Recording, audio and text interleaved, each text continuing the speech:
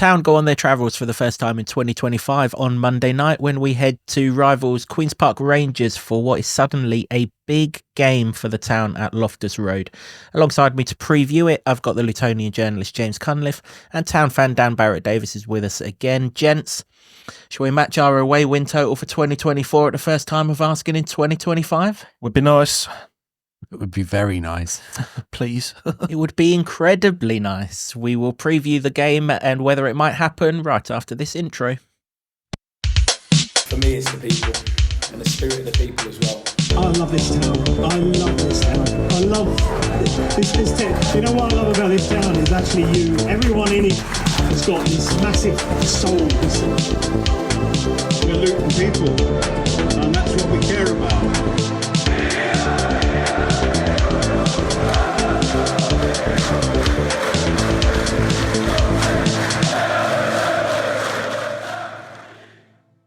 Hello everyone, welcome along to another episode of the Luton Town Supporters Trust podcast, the award-winning, longest-running Luton Town podcast, having scooped bronze in the Best Football League podcast category in the Football Content Awards.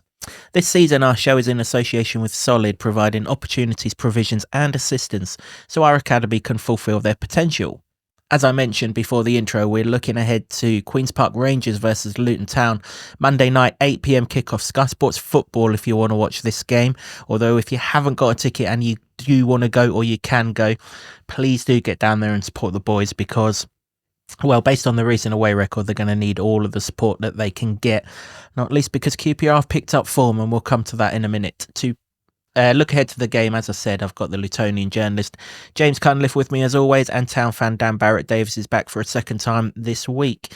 Dan, I'll start with you. I mean, we've already been to QPR this season and not lost, and that's a rarity in this away season. That was obviously in the Cup, 1-1 draw, lost on penalties. Get the impression we're facing a different side on Monday night, though. I think so. Yeah, they had an even worse start than us, if you think that's possible.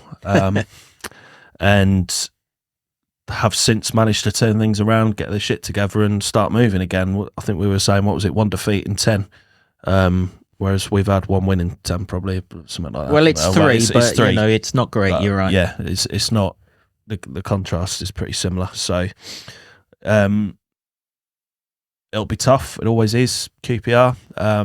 Many see them as one of our main rivals as well, with good reason. So there's a lot riding on it. There's a lot of pride at stake, and we really, really need some points. Yeah, we do.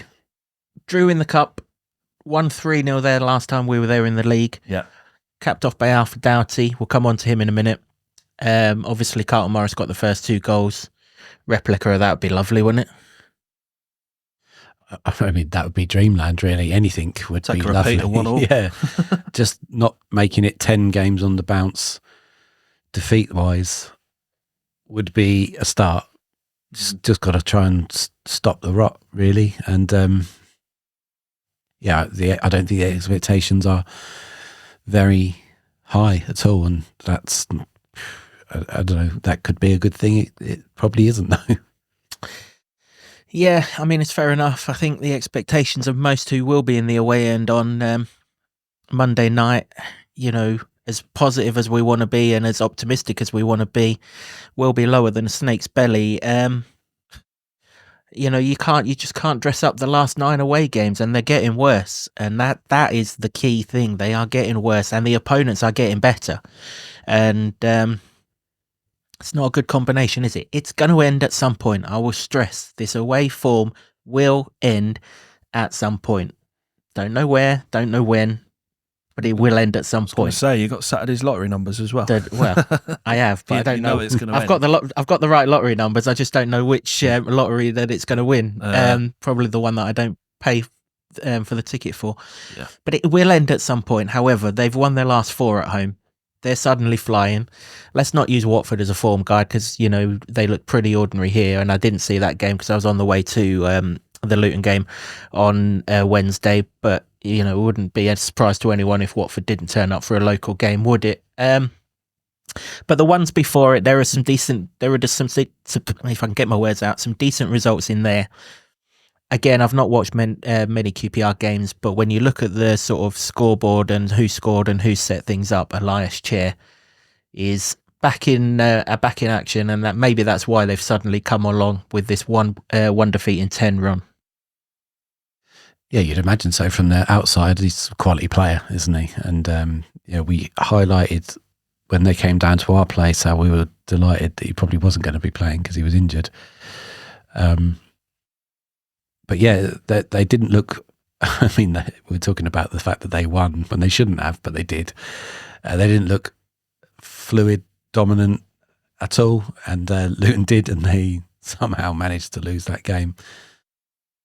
But you add Elias Chair into the mix, and you've got a playmaker there that could unpick most locks in this division, I would imagine. So, it'd be handy if he wasn't playing. But yeah, nothing's going to go Luton's way at the moment. You've got to try and fight for everything. And listen, every team at the moment, on paper and in reality, seems like they're going to beat Luton on their travels, so it's going to take a big effort to turn it around.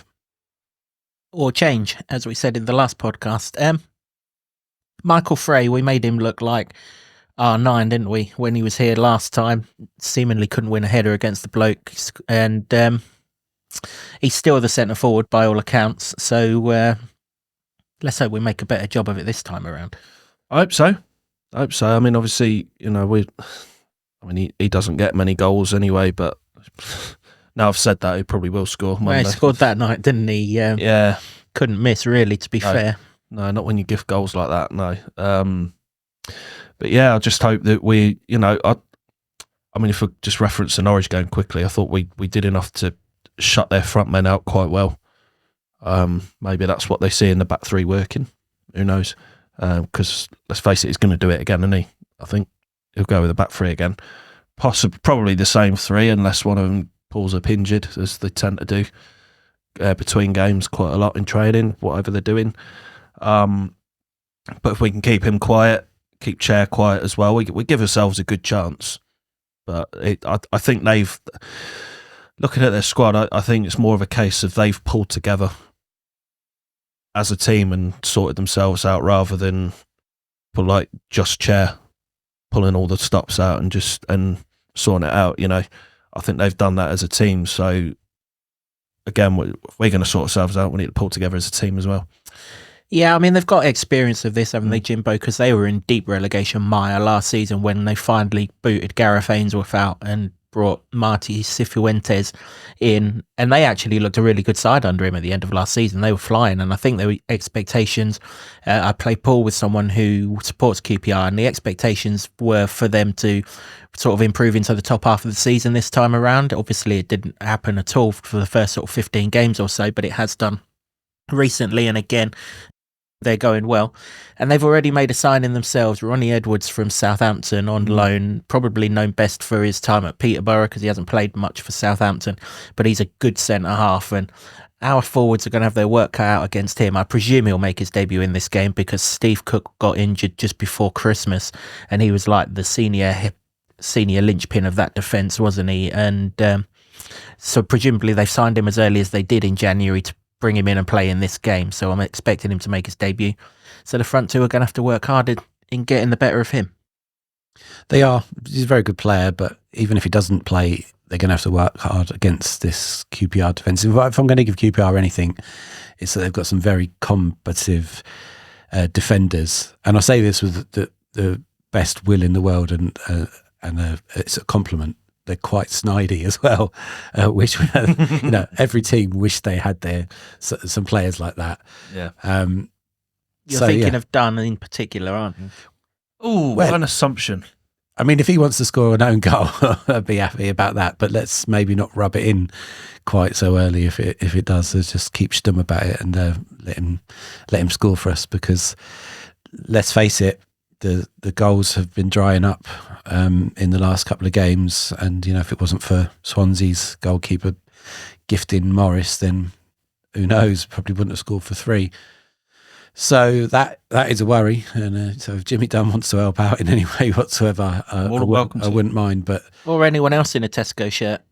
Yeah, exactly that. Yeah. No, I think that every little helps. Yeah. Ka-ching. Indeed. Every little will help here because I think that clearly they've got their act together. Certainly since we played them here, but they were for a while they were below Luton, and that's not the case now. So they've got their act together. When we started this run of 13 games that I said that we don't play anyone in the top 6, I know Blackburn bucked the trend by getting in there before we went there. This looked like one of the more comfortable away games that we could possibly get a result from. You know, you weren't expecting to get a result at Leeds, for example. You probably weren't expecting to get a result at Norwich, for example. But QPR would have been on the opposite end of that scale. If you play well, good chance you're going to get a result. Right now, it looks the most daunting away game of the last 3. Yeah, and that's probably attributed to the fact that the last few away games, we played the last 9 away games, we've ended in defeat. Like we said earlier, the recent form we've had at QPR, a draw in the cup or lost on penalties, but 3-0 before that, and I can't really remember much before that, but lots of defeats. Lots of defeats. Which will be why I can't remember them. So, the last couple of visits there haven't been too bad.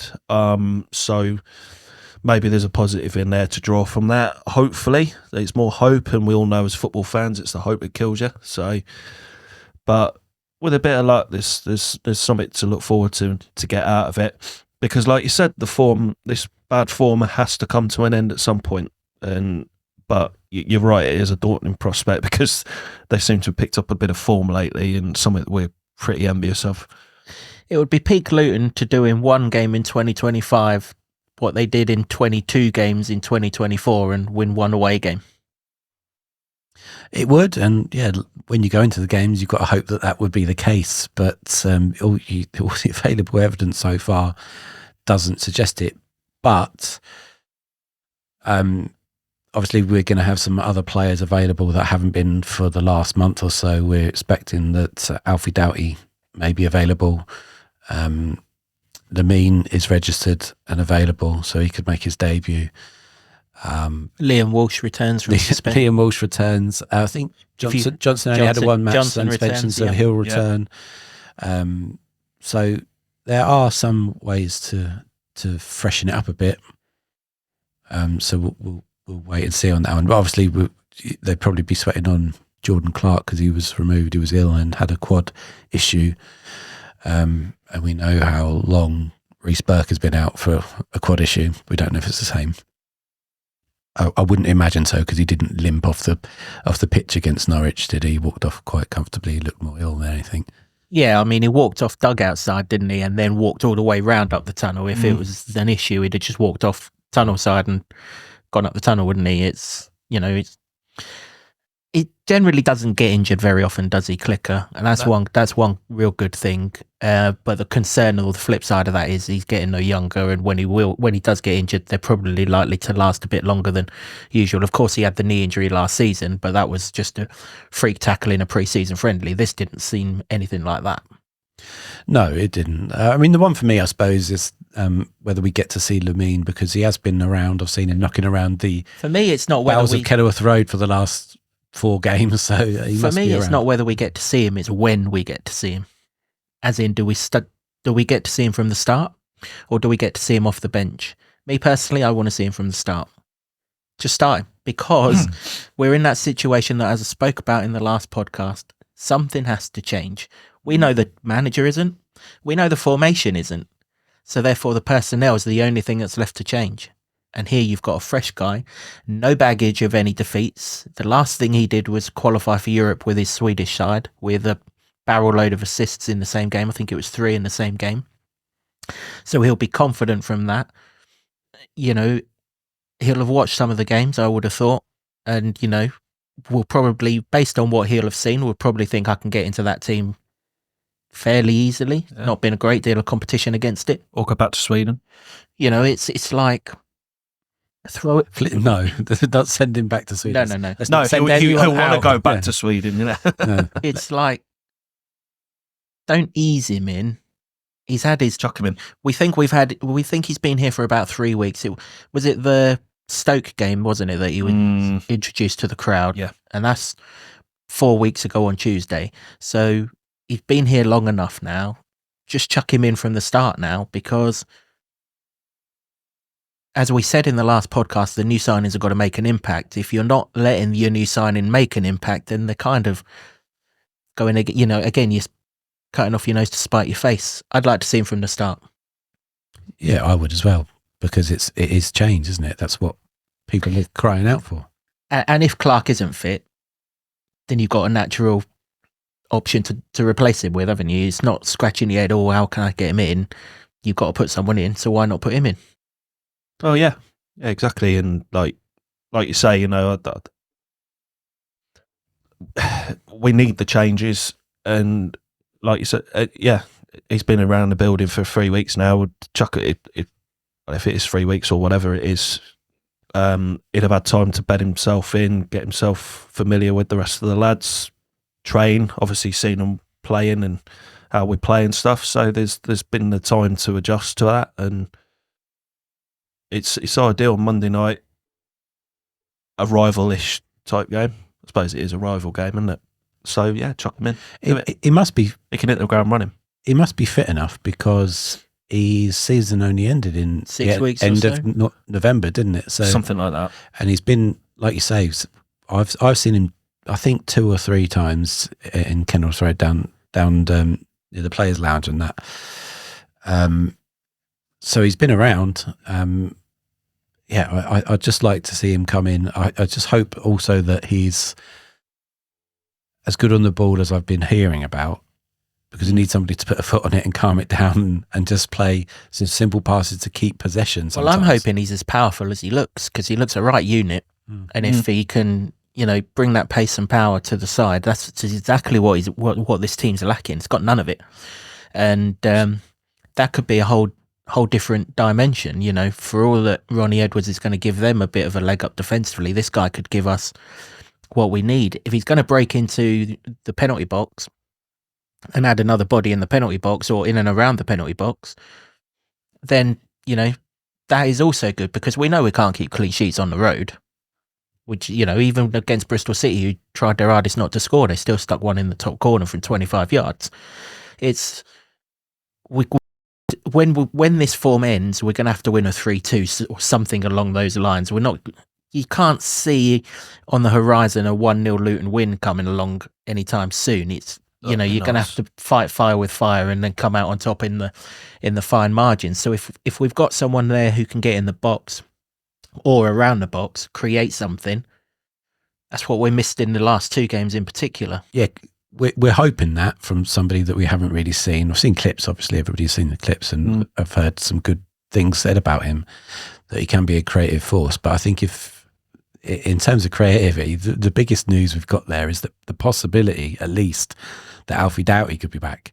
And if he is, then suddenly the 3 at the back with the 2 wing backs works a bit better, because that's the formation that suits him. It's just the fact that when he hasn't been played and the formation hasn't been worked, you're like, well, why are you still doing that? And I don't know, we're going around the houses, because it will be, like you say, it will be that. I'll be very surprised if it isn't. But if he's in that, you feel a lot better about it. Do you start him? Doughty, if he's fit, yeah. I think he's one of the first names on the team sheet, isn't he? Like his stats before he got injured were good for chances created, and there's a little joke amongst the people around that I sit with. There's an old boy near me who says we don't score from corners, so every time we do, we make a big thing of it. But before he got injured, I think we did start scoring from corners, and there was a couple of games this old boy missed, and we did nothing but score from corners. So he puts in a lot of crosses, creates a lot. He gets up and down. I think I said last year when we were having an argument about Bell and Giles, that Bell being the better defensive one, Giles being the better offensive one. Doughty can do both just as equally, which is why he got the nod. So, like you say, in this formation, the left-hand side, when Alfie's fit, he plays. It works. Been out for a while, though. Do you chuck him back in? That's the problem. he's such an influential player for Luton. It's like if he is available, I think he has to play. I mean, I was originally of the understanding that he was going to be fit for Notts Forest, not this game. To be honest with you, I'm more than happy if I don't see him anywhere near Notts Forest. This game's massive. You know, we lose this game regardless of what the other teams do on Saturday, and they've all got tough games, thankfully. I think Hull are at home to Leeds. Portsmouth have got someone, Bristol City or something. They're all games that I thought, well, they're not guaranteed 3 points from those games. But even if they've lost, you know, the teams above us have got the chance to pull away from us, and we still need to keep them close by. Otherwise, we're just going to be in this situation. So I would play Alfie here, and if he goes nowhere near Notts Forest, then so be it. You know, he'll have, what would it be, 12 days until Preston? Yeah. So get what you can out of him here, and then give him the 12 days to make sure that by Preston he's at 100%. Well, this is the thing for me with all tactical decisions where somebody might not be able to play a full 90 minutes. I would rather them start and work into a game and have to come on later and try and rescue something or change it. That always seems like a better option for me. And if you can only do an hour, well, great. Play him for an hour and let's see if we can get out of that hour, and hopefully we can get a couple of goals and you've got something to A, defend, or ideally B, build on. Yeah, there's that. And then sometimes it's the type of injury or how important the player is. I mean, we've seen before where people have had a long layoff and then just been brought in for 10 minutes here and then 20 minutes of the next one and then half an hour. And then they play a half and then they play an hour. But I think with Alf, you've got to chuck him in. If he's fit, play him. I can understand it from a long layoff or a knee injury or something like that. He's been out for what, 5 weeks? Something like that? A bit longer than that, isn't it? About 2 months, isn't it? I think. Yeah, he was before Middlesbrough, wasn't he? So it was between... Call it 8 to 10 weeks, somewhere in that vicinity. It's between Cardiff and Middlesbrough, wasn't it? Yeah, but, you know, I mean, like you say, he's been training. If we can only get an hour out of him and then half an hour of Joe, then that's fine. Yeah. You know, and if we can... And if he pushes himself a little bit and can get to 70 minutes, then that's fine too. And on the flip side, if he only gets to half time, that's fine as well. But what we can get out of him, you know, let's get out of him. Let's not worry about working out a team for Notts Forest, because if we go and get thumped at Notts Forest, we're going to get thumped at Notts Forest. So c'est la vie. Right now, we need to stay in the Championship, not worry about winning FA Cup ties. And also, I'd rather the scenario we start from the beginning and try and push for something and try and create something and get a goal, because the minute a goal goes in first against Luton, heads seem to drop. Well, I don't know, it's like physically, but everybody gets a feeling like, oh, here we go again. So you can't give them any head start. And if that means playing Doughty from the start and giving more attacking threat and possibility to Luton, then that's the one for me. Yeah, and it could easily be a game that set plays are important, couldn't it? It was the first time down there. Nelson scored from a recycled set play, wasn't it, on the corner of the box that he pinged into the top corner. I don't think we see Liam Walsh from the start, do we? Nope. I wouldn't imagine so. But then again, it depends who's available midfield-wise. We're talking that Lamine may come in, and we're questioning whether Clark would or not. But you could conceivably swap those two, even though I think Clark's more of works better as a 10 almost, and we're led to believe that Lamine is like an 8. But if you're going to play the same formation, then there's only 2 of them anyway, isn't there? So, and Marvellous had a very good game against Norwich. Didn't seem out of place. That was his best game of the season for me. So I did ask a while ago whether we're out of the woods with his knee and he can play, and they're sort of saying, well, let's see. But that evidence suggests that there may be a possibility there. So I think we're okay. It was kind of enforced that he played 80 minutes as well, wasn't it? Which bad for Clark, but brilliant for Marv, because I think he needed that sort of time to get in there, and with the game on Monday, and then, like Kev said, not another league game for 12 days after that. It's ideal to start him in that role and just see if he can build on that. And then if it doesn't work, you've got a bit of time to recover. Don't force him to play Forest. Yeah, again, if I don't see Marvellous at Forest, but I see him at QPR, I'm more than happy. That's not to say that I want to get tonked at Forest. Of course not. Nobody does. But this is the game that, this game matters an awful lot because they're still within the vicinity of us. If we win the game, we bring them back towards us. If they win the game, then they're long gone, aren't they, really? And so, yeah, we're in that territory, really. We just got to pick off at team by team that are in and around us. And I hope that we can put one or two more below us than the ones that are coming up the other way. I mean, we've got Stoke, you've got Oxford, and another team that we can overtake. Is it Derby, isn't it? Yep. If they lose on Saturday, we could overtake all three of those. But as I've said before, we could go into Monday night in the bottom three, depending on what the teams below us do. As I say, I know Hull are at home to Leeds, Cardiff and Portsmouth. I think Cardiff are at Middlesbrough, so that's no easy game. And it wouldn't matter if Portsmouth win anyway, because two of them need to go above us. So, yeah, big game. He's going to have some options here. We shouldn't be getting any of that nonsense that I don't trust the people behind me or any of that stuff when it comes to substitutions. And they should all be ready to come on when they're needed rather than late on like they did on New Year's Day. Any other changes that you'd both like to see? Front two, are you making any changes there?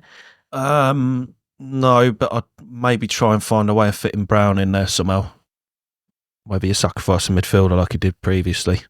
That seemed to work. Perhaps just get him to run at their defence and just cause a few problems there, because when he plays, when he gets longer than 5 minutes, he generally causes problems for people.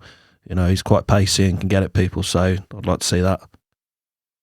I think, I've said it in the previous podcast, I think there's a case when you're going away for playing one up front and having more bodies in midfield. Now that's there's pie a in the case, sky, isn't it? There's a case for doing lots of things with that with that formation. Everything but it, yeah. I mean, I'm talking ideal world here, aren't we? And I realise that we're not in that world. But if you gave me the opportunity, then I would. And I think that would be. I think that Adebayo plays with one man up front better than Carl Morris does, so that would be the option. But I can only see that he'll go with the two again. Well, the one thing that I was going to bring up for the next home game, actually, because I don't think he'd do it for an away game, is when we were at our best in the Premier League, we played the back three, then the four, so the two wing backs with two central midfielders, then the two, and then the one. So we quite often had Morris and Clark in behind Adebayo in that run where we were, the Brighton home game, Newcastle away game, that sort of run. It's only then that the injury started biting and we didn't have Elijah. Then eventually we didn't have Morris, and then, and we didn't have Townsend, and we didn't have hardly anyone to fill those spots. We've still got the players that can play that role. I don't think this, I should really save this for the Preston game, because I don't think we would do this away from home with the away form being the way it is. But in time, that is an option to go to your one up front, but have the two behind, because Morris basically plays on the halfway line these days anyway, doesn't he? It's, it's no difference. But yeah, I'll be interested what the team lineup is here. I'd like to see Alfie in from the start, just because he brings so much to us from a attacking point of view. And I've referenced it after the Swansea game. We started this away run at least believing we could score, whilst we knew we were going to concede. That belief away from home about scoring is suddenly starting to disappear. 7 shots on target in the last 3 away games. You need to be hitting 4, 5, 6 shots on target in this game if we're going to get something out of it. So having Alfie there would be good. I'm kind of okay with the back three as it was the other day, assuming that they're all fit. I'd like Nelson to play somewhere along the line though now. So if he has to play right wing back, then he has to play right wing back. And if Rue Walters has to sit this one out, then so be it. I'd like Nelson to play in midfield, but that would mean that I'd have a midfield of Nakamba, Lamine, Nelson, which I wouldn't have a problem with, but I suspect Krause would play somewhere along that line as well. I think Krause will start. So the only place I can get Nelson into this formation is at right wing back. So I probably would go with that, because I'm very much of the opinion that the only way this away form turns is by fighting fire with fire. If we're just trying to be defensive, we can't keep a clean sheet. And, let's go for it. Let's go a little bit more. And does that mean that we could get exposed down the right hand side defensively? Well, yes, it does. But surely that's what you've got a right centre half for anyway. And let's try and get a couple of goals like we did at Coventry. Yes, I know Coventry should have had 10 in the first half, but we still led it 2-0. Let's try and get into that position, because the positions that we've been in recent away games, we haven't even given ourselves, apart from Swansea where that was gifted to us, we haven't even given ourselves the chance to have that success. Yeah, I think what we're crying out for is just an away game where the writing isn't on the wall, and like as you referenced Coventry there, getting 2 ahead would be fantastic if we could just hold it and just manage the game a little bit better and try and get results that way. And like you say, there wasn't too much wrong with that. I mean, if you'd have said to me, "Oh, you're 2-0 up at Coventry at half time," yeah, brilliant, bring it on. But if you're asking me 2-0 up at QPR on Monday night, I'll snap my hand off for it.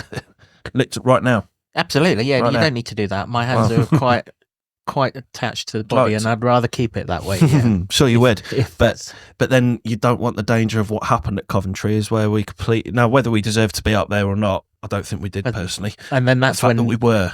But so if you get into that position, that's when your manager has to earn his corn. Uses his bench, which is now an awful lot stronger, assuming that these players that we expect to come back are back. It's now an awful lot stronger. I mean, if Alfie comes in, then you're going to have the likes of Joe Johnson on the bench, who's just played a game and a half. You're going to have Liam Walsh on the bench. Let's hope he stays there if he's only going to have a 10-minute cameo and then get himself sent off. But, he's a good option to have on the bench. You're going to have, whichever ones of the midfield doesn't get in, you're going to have, we haven't even mentioned Chong yet. So it's a strong bench all of a sudden. And we've had 5 days rest. So that's how I'd like us to go about it. Get on the front foot, have a go. That's all Luton fans want us to do, is have a go. Whatever happens. The thing for me... We don't want to come away like we came away at Bristol City, where we didn't really have a go. Didn't really look like scoring until injury time, and was waiting for the inevitable to happen, and lo and behold, it did. It changes if Alfie Doughty's playing, because the service comes from Alfie, and I'm fine with that.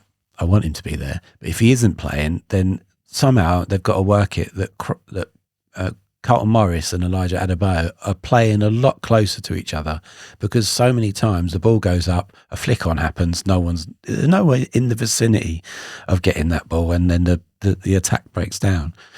So firstly, I want to see Doughty playing, and if he isn't playing, then that's got to happen. I mean, it probably would help either way if they're both a lot closer together anyway, but there has been a frustrating aspect of the last few games. I agree, yeah. Well, it looks like Lamine's a ball carrier in the centre of the park as well, doesn't it? So that will help link the midfield and sack. It'll be interesting to see what he brings to our team. Let's hope we get to see lots of him. That's pretty much it for this episode of the podcast. We won't go, though, without score predictions. It's my turn first in this one, but I will pass over to you, Dan, first. How does QPR v Luton end? Oh, I'm sticking my neck right out 1-1. Yeah, fair enough. That's exactly the score that I'm going for. I've got to be honest, I don't think Luton get anything from this game, but I'm not going to sit here and predict that they don't. So 1-1 for me. So it leaves me to be the villain then, does it? You don't have to be the villain. Just for a change. There are many scores that I've left open to you. You could be a laughing stock and say 3-0 Luton. Listen, but you don't let me influence you. I'm a sucker for the available evidence. I may as well get this tattooed on my head. The available evidence is that Luton have lost 9 games and haven't really looked like winning any of them. And so I think it will probably be the same again, unfortunately. And I don't want it to happen. I'll get no joy from that, apart from when I remember that I've got the right scoreline and I've pulled away from you in the head-to-head thingy. That's the only thing keeping me going at the moment. But yeah, I think they'll lose. And so I'll go for, unfortunately, I'm going to go for a 2-0. I hope, please prove me wrong, please. When Luton score first, James, WhatsApp's coming for you, mate. The humble pie will taste very, very sweet indeed. I'll be loving it. So will I if they only score one more. Yeah, Yeah, there you go then. 1-1 for Dan and myself, 2-0 to QPR for Jimbo. Let's have your score predictions, slightly longer than usual to get your score predictions in for this one. First away game of 2025. Does the run carry on, or does the turn of the year change the fortunes of the town on their travels? All will be revealed in the future. Just to let everyone know, the review of this one will be out slightly later than usual. Unfortunately, this game was changed and I had a prior commitment on the Tuesday. So we're going to record the review on the Wednesday. What we'll do is we'll combine the review with a little bit of a preview for the Notts Forest game. We can't really get ourselves up for that game to do a full preview. So they'll both come along on one. So they'll be out sort of early doors Thursday morning next week, just to mark your card. So if you don't hear from us immediately in the usual time, that is why. So just probably a 24-hour delay for the review, unless of course we win 5-0 and I'll make myself available so that we can get it reviewed as quickly as possible. Thanks very much for watching or listening, however it is that you've consumed the podcast. Do please keep subscribing. The podcasts are going to keep coming thick and fast throughout January. There is another midweek game on the horizon when we go to Oxford later in the month, so they do keep coming thick and fast. You won't miss any of them, particularly the ones where we're slightly out of sync like we're going to be for the review for this one. And of course it will help our numbers massively if you can subscribe or like or whatever it is that you can do to enhance the podcast. And we've got roughly 50 more subs to go till we reach that nice 2,000 mark, so that'd be nice. So those of you who haven't subscribed yet, I see you still. Come on, press that button. Thanks to the Barber Club and the Lower Level in Luton for hosting our studio, to Sean Grant and the Wolfgang for our intro music, and to Ed Smith Creative for all the designs that you see on set. Until next time, which will be a review of what we hope ends the away hoodoo. From James, Dan and myself, come on you Hatters, please, please, please get something on the road. For me, it's the people and the spirit of the people as well. I love this town. I love this town. I love this town. You know what I love about this town is actually you. Everyone in it has got this massive soul. We're Luton people, and that's what we care about.